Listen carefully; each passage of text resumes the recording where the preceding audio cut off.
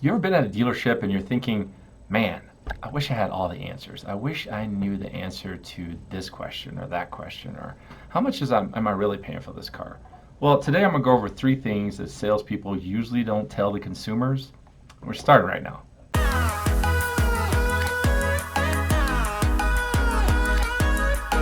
Welcome back to the channel. Thanks for joining us.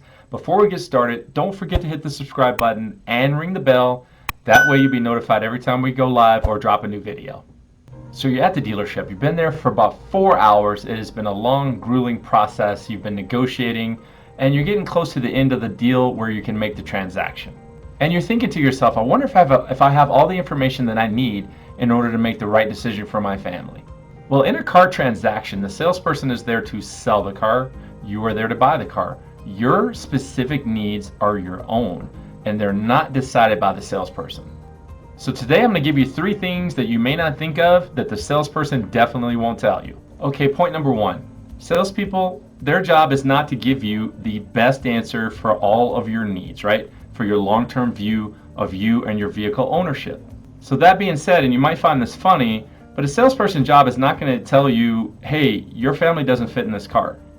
Take, for instance, a Dodge Challenger. If you're sitting at a salesperson's desk and you're looking at a 2-door Dodge Challenger with a 5.7 liter Hemi and you're excited about all the power, that salesperson is not going to stop that transaction to tell you, hey man, your kids are going to get too big for this in 2 years, and don't forget you're signing a 72-month contract. So it's up to you to take that information and look at it yourself and not let emotion get in the way.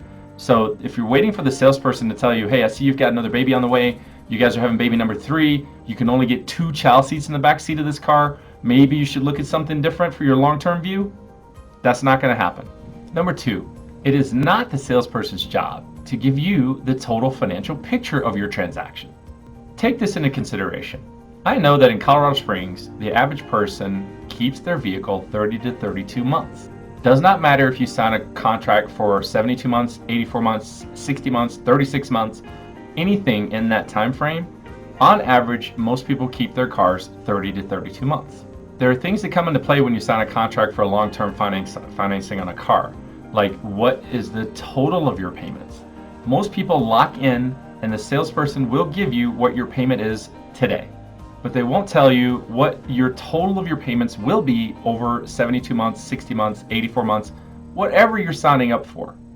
And even though you purchased a $30,000 car, you'll end up spending around $37,300 after 72 months has gone by and you've made every single payment. So it's up to you to realize what your financial burden is when you buy a car. Based on your interest rate, based on your credit worthiness, you need to take a deep look at what you're paying over the term of the loan. You cannot wait for a salesperson to say, hey man, we need to stop and take a look at this and diagnose it just to see what you're paying for the whole term of the loan and if you're really going to keep the car for this much time. Those decisions are going to be left up to you. So keep that in mind when you're buying a car. Salesperson is not going to tell you exactly what you're paying for the vehicle for the term of the loan, and his job is not to provide you with that information. You have to think about it yourself. The third thing I'm going to share with you today about what salespeople won't tell you at the dealership is your options, even if it means something they don't have to sell you. Let me repeat myself. A salesperson at a dealership is not going to tell you what your options should be if they don't have that option to sell you. I remember a long time ago when I started becoming a broker and I was helping people figure out exactly which car fit them, and it really hit me right where my heart is. One of the best reasons for doing that was to offer people what they needed and not what I had to sell. Now let me break that down for you.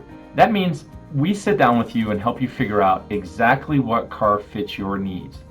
Your needs. Has very little to do, if at all, with anything that I have to sell. And once that sinks in, you really start to understand it. Salespeople are never going to tell you about a better option for you if they don't have that particular option to sell you. I remember working at Honda a very long time ago. I was sitting in the car with this customer and we're discussing the vehicle and how it fit her and things of that nature. And I realized halfway through that transaction, man, a Camry would really fit her a lot better. Well, we didn't have Camrys to sell. And so every aspect of that transaction was dictated by, this is what I have to sell you, this is what works best for you. It's not a salesperson's job to tell you that you fit better in another product. So you're going to have to do that yourself. or work with a broker like myself. If you find this video useful, please like it and share it with your friends, and don't forget to comment if you have questions. Also, check out the other videos we have on leasing and all different types of car topics. Have a great day. My name is Ronnie Haskins, Auto Search